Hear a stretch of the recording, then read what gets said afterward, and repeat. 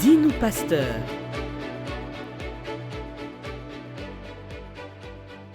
Shalom peuple de Dieu, bienvenue à notre numéro de Dis-nous pasteur. Ici pour vous, le pasteur assistant Christophe Kalinga, dit Kalinga Premier. Je vais nous exhorter pendant quelques bonnes minutes concernant l'adoration. Ce thème assez vaste en tout cas, qui n'est pas qu'un thème, c'est bien plus. Et avant de commencer, j'aimerais juste que tu puisses incliner ta tête là où tu es, toi qui es en train de me suivre, et que tu puisses prier avec moi. Prions. Dieu de grâce, nous te disons merci. Merci pour cette opportunité que tu nous accordes de parler de ta part. Ma prière est que tu parles à mon frère, à ma sœur, à cette famille qui est en train de me suivre, à cette église, à cette communauté, à ces gens qui seront en train de nous suivre. Père, ma prière est que tu mettes des paroles dans ma bouche. Permets-moi de parler de ta part et de ne pas dire ce que tu n'as pas prévu de dire et de faire comprendre aussi, pas en tout cas de passer le message que tu as prévu de transmettre à ton peuple. Telle est ma prière, j'ai ainsi prié au nom de Jésus. Amen. Alors l'adoration. L'adoration, un jour je me souviens, on m'a posé la question dans ma casquette d'artiste. On m'a dit, Kalinga Premier, dis-nous, tu préfères adoration ou louange? J'étais un peu interloqué, j'étais surpris par la question. Je n'ai pas voulu répondre par un oui ou non. J'ai repris en fait, j'ai reformulé la question, je vais dire ça comme ça.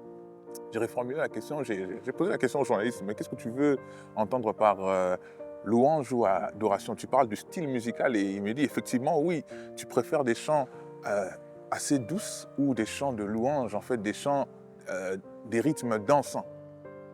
C'est là que je me suis rendu compte du problème qu'il y a, parce que vous savez parfois le problème se trouve dans la question, dans la formulation de la question.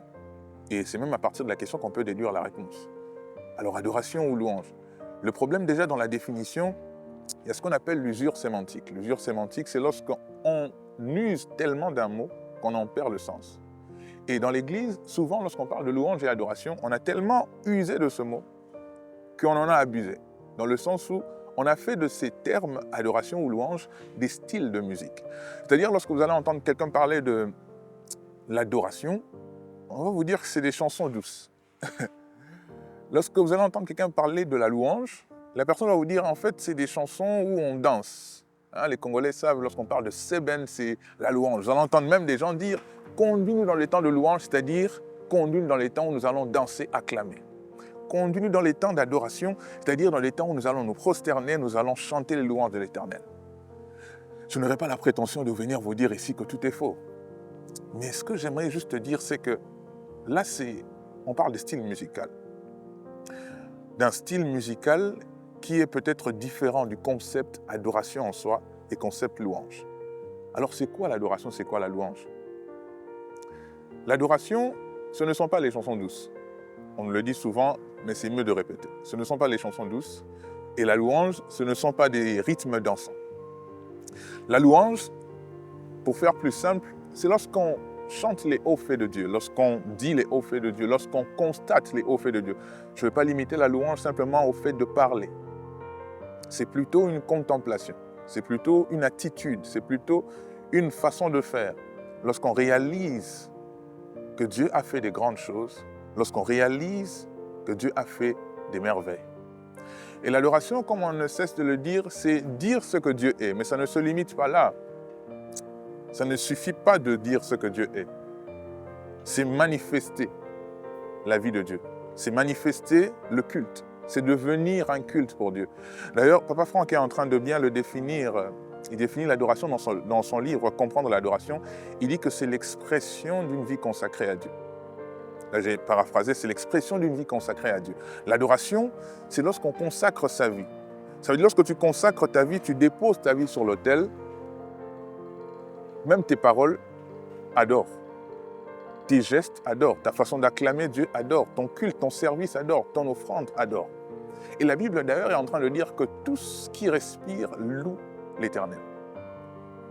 Dans la définition, on comprend que, en fait, il suffit de respirer pour louer l'Éternel. C'est comme si tout ce qui respire, tous les êtres ont cette capacité de louer. J'aimerais même aller plus loin.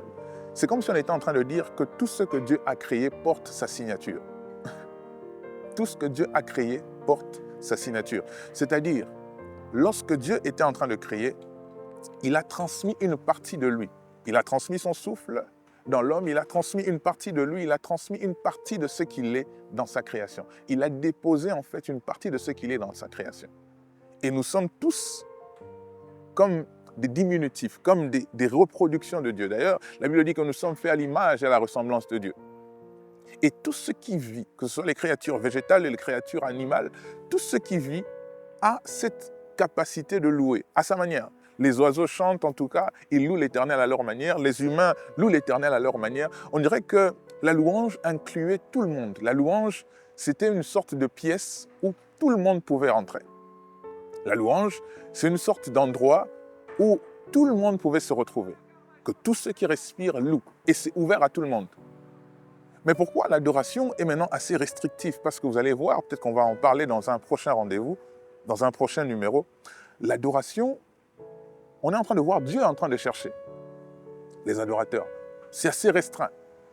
Parce que justement, c'est une dimension différente. Je n'aimerais pas dire ici une dimension supérieure, mais j'aimerais dire une dimension différente. Une dimension différente. Souvenez-vous, je vous ai dit que l'adoration, ce n'est pas seulement chanter. Ce n'est pas un style musical d'ailleurs. Parce que vous allez voir, lorsque la Bible est en train de parler de l'adoration dans Jean chapitre 4, Jésus qui parle avec la femme samaritaine, on ne voit pas où, en tout cas où est-ce qu'ils ont chanté. Abraham est en train de dire qu'il va adorer le Seigneur sur le mont Morija avec son fils Isaac. On ne voit pas là où il a chanté. L'adoration, c'est bien plus au-delà. C'est une autre dimension. Je vais donner un exemple assez simple. Lorsque j'arrive chez vous, vous allez me recevoir. Ah, frère Kalinga Premier, on vous reçoit chez nous. Vous allez peut-être me donner à boire. Vous allez me donner à manger. Mais par rapport au degré de proximité que nous avons avec vous, vous allez me laisser peut-être dans votre salon. Vous allez me dire, prenez votre place, mon frère, et faites comme chez vous, comme on a l'habitude de le dire. Mon frère, prenez place et faites comme chez vous. Vous me dites, faites comme chez vous, mais je n'ai pas la liberté de faire comme chez moi. Parce que si je me levais et commençais à faire n'importe quoi, vous allez me traiter d'un civique. Vous voyez, vous allez me permettre d'entrer chez vous, mais avec des restrictions. C'est ça la louange. Tous ceux qui respirent louent le nom de l'Éternel, et nous sommes en train de louer le Seigneur, nous sommes comme dans son salon. Nous avons tous la possibilité d'entrer dans son salon. Mais l'adoration, c'est comme si vous me disiez, voilà, nous sommes assez proches, je peux même vous laisser entrer dans ma chambre. Parce que ce n'est pas n'importe qui entre dans votre chambre. Ce n'est pas tout le monde qui a la possibilité, en tout cas, d'accéder à votre chambre. Pourquoi? Parce que c'est une autre dimension. C'est un peu ça l'adoration. Ce que je suis en train de dire ici, c'est que pour adorer Dieu, il faut le connaître. Il faut le connaître, mais c'est une connaissance personnelle de ce qu'il est. Parce que même lorsqu'on dit adorer Dieu, c'est dire ce qu'il est, c'est comme s'il suffisait de décrire Dieu pour adorer. Alors que ce n'est pas vraiment ça. Parce que comment nous allons décrire Dieu, un Dieu que nous ne connaissons qu'en partie? Comment tu peux décrire ce que tu ne connais pas vraiment? Et c'est ainsi que la vie, la marche avec Dieu, c'est une vie de découverte progressive. C'est une vie de découverte progressive. Nous découvrons Dieu de plus en plus. Avec les expériences de la vie, avec le quotidien, avec tout ce qui se passe autour de nous, nous le découvrons. La Bible donne même l'exemple, vous voyez, l'environnement dans lequel je suis, c'est comme le tabernacle. C'est comme si j'étais au parvis. Il y a tellement de choses qui se passent autour de moi, mais je suis censé être concentré à vous parler. C'est un très gros exercice. Détrompez-vous, c'est un très gros exercice. Il y a des voitures qui passent, il y a des gens qui parlent autour de moi. Mais je suis censé me concentrer afin de vous transmettre ce message. C'est aussi ça, en fait, le parcours d'un adorateur. Tu quittes les parvis pour le Saint des Saints. Et le parvis, c'est là où il y avait beaucoup plus de monde. Il y avait un peu du désordre, il y avait des gens qui parlaient, des gens qui se chamaillaient. Il y a beaucoup de choses qui se passent, en fait, dans les portiques des églises. En fait, on va dire ça comme ça. Mais vous allez voir que dans le Saint des Saints, il n'y avait que le sacrificateur. Ça veut dire que ce n'est pas tout le monde qui accède au Saint des Saints. Ce n'est pas tout le monde qui a la capacité d'aller jusqu'au Saint des Saints. Et ce que j'aimerais aussi rappeler dans ce numéro, c'est de ne pas séparer, comme on a l'habitude de le faire, peut-être à tort, de ne pas dissocier la louange avec l'adoration. Parce que je vous ai dit que la louange, c'est parler des hauts faits de Dieu. Mais comment vous pouvez parler des hauts faits de quelqu'un que vous ne connaissez pas? C'est difficile un peu. Vous allez vous limiter peut-être à parler de ce que vous avez entendu qu'il a fait. Vous allez vous limiter peut-être à parler de ce que vous avez cru comprendre qu'il a fait. Mais lorsque vous le connaissez, vous parlez encore mieux de ce qu'il fait. C'est-à-dire, la louange et l'adoration sont liées. Et j'aimerais ici nous encourager à éviter simplement de faire, d'établir cette définition binaire. Vous savez, on a cette définition parfois binaire du monde, le bien, le mal, adoration, louange. Alors qu'on parle peut-être, là on est en train de parler de style de musique, mais ça n'a rien à voir avec l'adoration et la louange. Les deux sont liés. Tu ne peux pas adorer un Dieu que tu ne connais pas. Tu ne peux pas louer un Dieu que tu ne connais pas. Tu ne peux pas parler des bienfaits d'un Dieu que tu ne connais pas. La louange, c'est lorsque tu proclames les hauts faits de Dieu. L'adoration, c'est lorsque tu découvres encore de plus en plus qui il est. Lorsque tu découvres qui il est, c'est là que tu fais ce qu'il veut. C'est là que tu vis comme il veut. C'est là que tu te conformes à ses critères. C'est là que tu ne te conformes pas au siècle présent, que tu acceptes d'être renouvelé. Vous allez voir donc avec moi que l'adoration va au-delà d'un simple chant. Bien sûr qu'on adore Dieu, on peut adorer Dieu en chantant, on peut adorer Dieu en parlant. Le papa Alain Moloto, paix à son âme, était même en train de dire que même notre silence peut adorer. Ce que je suis en train de nous faire comprendre ici, c'est que l'adoration va au-delà du chant. Parce qu'on a cette impression qu'à chaque fois qu'on parle d'adoration, on voit d'abord chanson.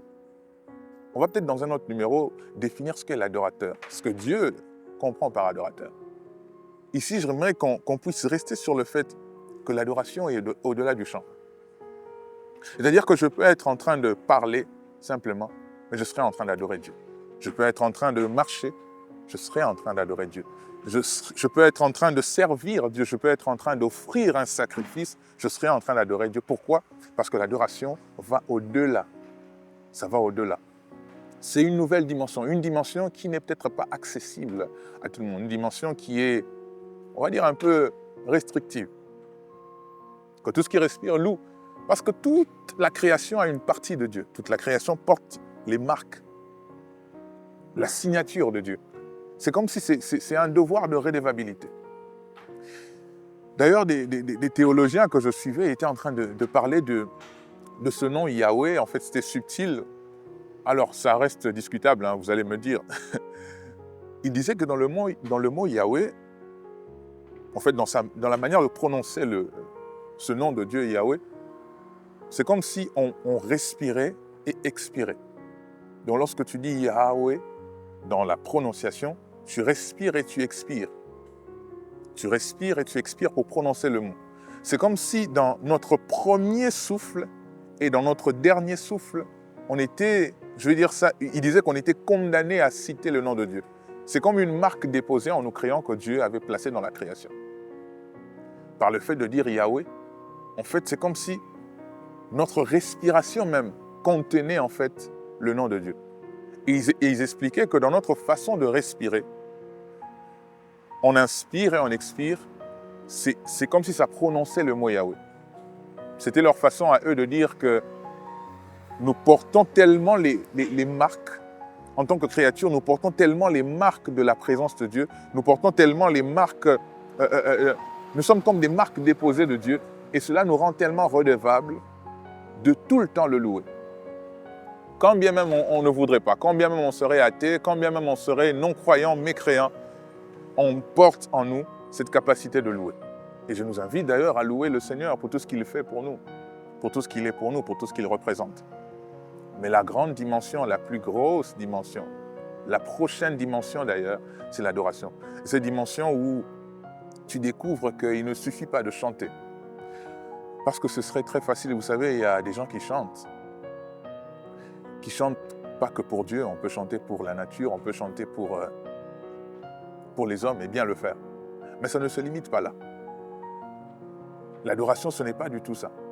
Je nous ai donné l'exemple ici, Abraham qui est en train d'aller adorer avec son fils Isaac. On ne voit nulle part où Abraham était en train de chanter. Et Jésus va dire, l'heure vient, elle est déjà venue, où les vrais adorateurs adoreront le Père en esprit, en vérité. Jésus est en train de nous montrer la manière, il est en train de nous montrer le moyen. Il dit, ça se passe dans un domaine spirituel. Parce que c'est le spirituel qui commande le physique. Et en plus de cela, ça se fait dans la vérité. Quand on parle de vérité, si on parle de l'intégrité, on parle de quelque chose qui n'est pas divisé, de quelque chose qui est entier. C'est ça aussi le sens du sacrifice. Dieu attend que notre vie soit entière. Quand est-ce qu'on commence à adorer Dieu? Lorsque notre vie est intégrale sur l'autel. Ou que des fois où nous donnons une partie de nous à Dieu en gardant, c'est comme un enfant qui t'offrait, il a 3 bonbons, on va dire comme ça, il a 3 bonbons et il t'offrait un seul bonbon et pour lui, c'est déjà un exploit. Ça, c'est les humains. Les humains, on a cette capacité de donner tout en gardant. On donne tout en gardant une partie pour nous. On appelle ça être raisonnable, c'est de la conscience. Tu ne vas pas donner tout ce que tu as. Hein, je ne vais pas vous donner tout ce que j'ai. Je fais un effort de garder une partie. Si j'ai 300 €, je ferai un effort de vous donner une partie et garder pour moi. C'est humain. Mais lorsqu'on est en train de s'adresser à Dieu, surtout sur ce domaine d'adoration, il y a la notion de l'exclusivité. Pour Dieu, uniquement pour Dieu. Un homme de Dieu disait, s'il n'est pas Seigneur de tout, il n'est pas Seigneur du tout. C'est soit tu lui donnes tout, soit tu ne lui donnes rien du tout. C'est comme s'il était possessif. Hein. L'exclusivité. Et j'aimerais que vous puissiez retenir ça, l'exclusivité. Avec Dieu, ce n'est pas comme avec les hommes, où on donne, on garde une partie. Avec Dieu, on dépose la vie sur l'autel et on se donne tout entier. Je nous ai dit ici, l'adoration, c'est l'expression d'une vie consacrée à Dieu.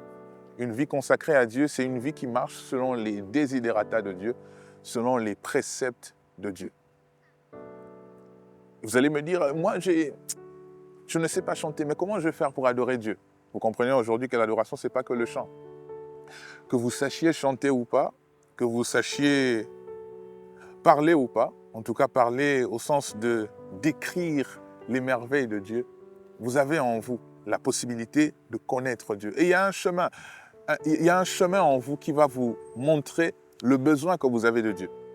J'ai toujours dit, chaque humain a un vide en lui que seul Dieu peut combler. Chaque être humain a un vide en lui qui porte la forme de Dieu.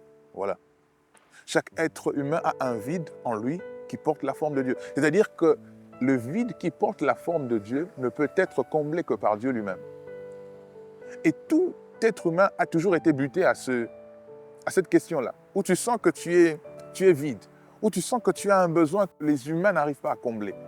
Je ne sais pas, toi qui es en train de me suivre, tu sens que tu as un désir que l'argent n'arrive pas à combler.